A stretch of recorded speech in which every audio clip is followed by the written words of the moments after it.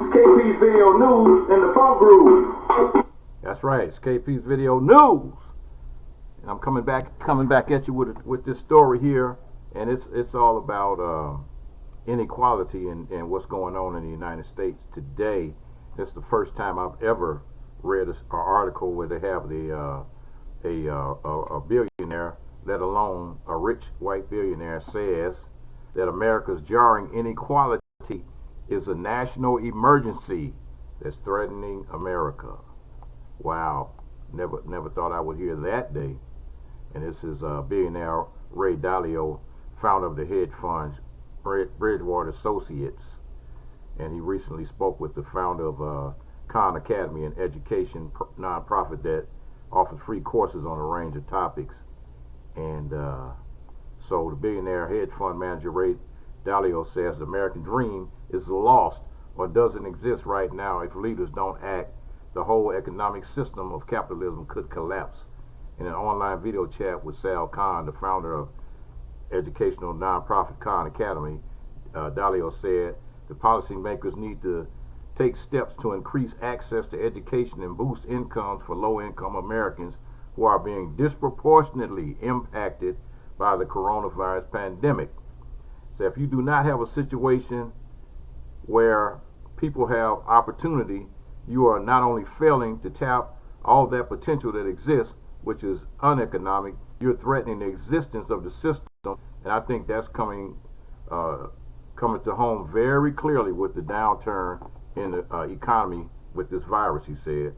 Dalio himself comes from a lower middle class background. He said the billionaire's father was a jazz musician, and Dalio explained how it was in part a good public education in the 1960s that allowed for his own personal success. That notion of what was fair, equal opportunity on a broad basis was what the American dream was, he said on the video call. Today, that ability to rise from a lower middle class background to public education is lost, the founder of hedge fund Bridgewater Associates said. The American dream is becoming lost, or it certainly does not exist when we take education, for example, he said. Dalio went on the site to research he published that shows the top 40% of wealthy Americans spend on an average 5 times more on their child's education than the bottom 60%. And spending money on one's education has a big impact on the student's success. Dalio cited research that he found that students who come from families earning less than $20,000 score an average of 260 points worse on the SATs out of 1,600 than students from families earning more than 200,000. The gap is increasing, he wrote. Getting a college education has a significant impact on one's earning potential. A bachelor's degree is worth $2.8 million on an average over a lifetime. And Georgetown research also found that a bachelor's degree holders earn 31% more than those with an associate's degree and 84% more than those with just a high school diploma. We can see there's not just a wealth gap, there's an opportunity gap and a productivity gap, and that's the problem. He says something is definitely wrong. Education is just part of the problem, but it's not the whole problem, the billionaire wrote. In addition to calling more federal funding of public schools, Dalio is asking lawmakers and corporate leaders to address low incomes in the United States. The pursuit of greater profits and greater company efficiency has also led companies to produce in other countries and replace American workers with cost-effective foreign workers, which was good for these companies' profits and efficiencies, but bad for American workers' incomes, he wrote. Change, according to Dalio, requires a shift in thinking on the part of the corporate leaders as well as government leaders. There need to be powerful forces from the top of the country that proclaim the income wealth opportunity gap to be a national emergency and take on the responsibility for re-engineering the system so that it works better for everyone. Currently, policymakers pay too much attention to budgets relative to returns on investment, Dalio wrote. In other words, there's too much short-term thinking and not enough long-term planning going on.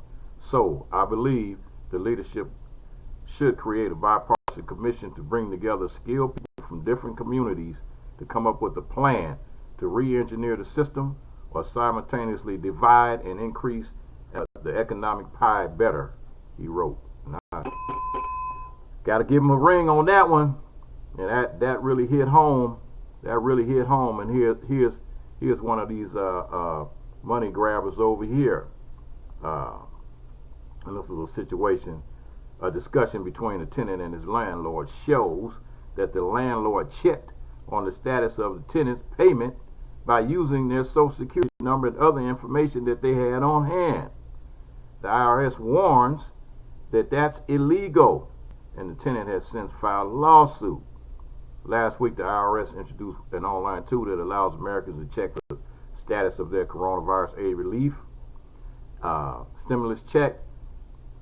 On the one hand, it's a fairly straightforward and convenient tool, provides some identifiable information about yourself, and you can figure out whether or not and precisely when and the direct deposit will hit your bank account. But gaining access to someone's stimulus payment might actually be too easy, as one Oregon man discovered.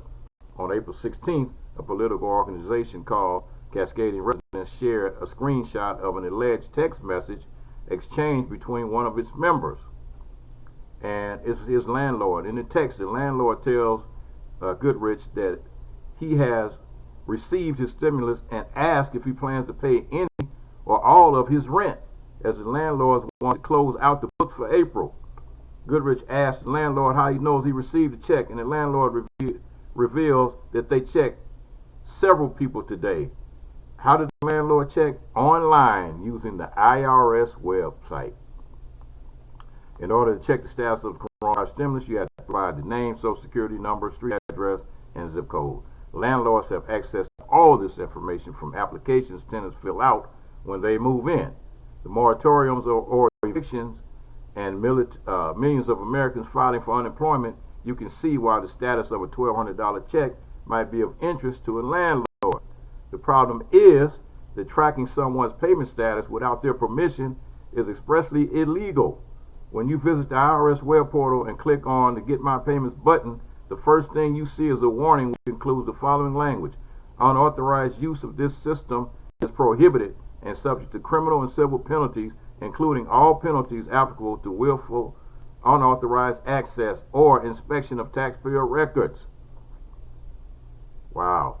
On April 19th, Joshua Broder, CEO of Do Not Play, a legal services chatbot, Signal boosted the story, and around the same time, Business Insider reached out to Goodrich for more details. Goodrich explained that he had lost his job as a security guard and told his property manager that he wouldn't be able to pay his rent. He says that he was offered payment arrangement agreements that were unrealistic to any person of low income and was therefore unwilling to agree to any of the arrangements presented to him. On April 22nd, Goodrich revealed on Twitter that he had filed a lawsuit against the property manager and the landlord of the property at the advice of his lawyer, and the complaint has been made public online. So here you go. You got landlords over there using the information that you have on the application, and you tell them, I can't pay my rent, and they're using that application, going to the IRS website illegally, trying to obtain information about whether you got your coronavirus check or not.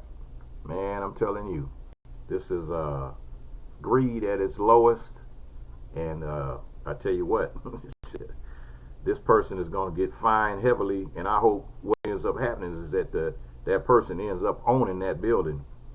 But this case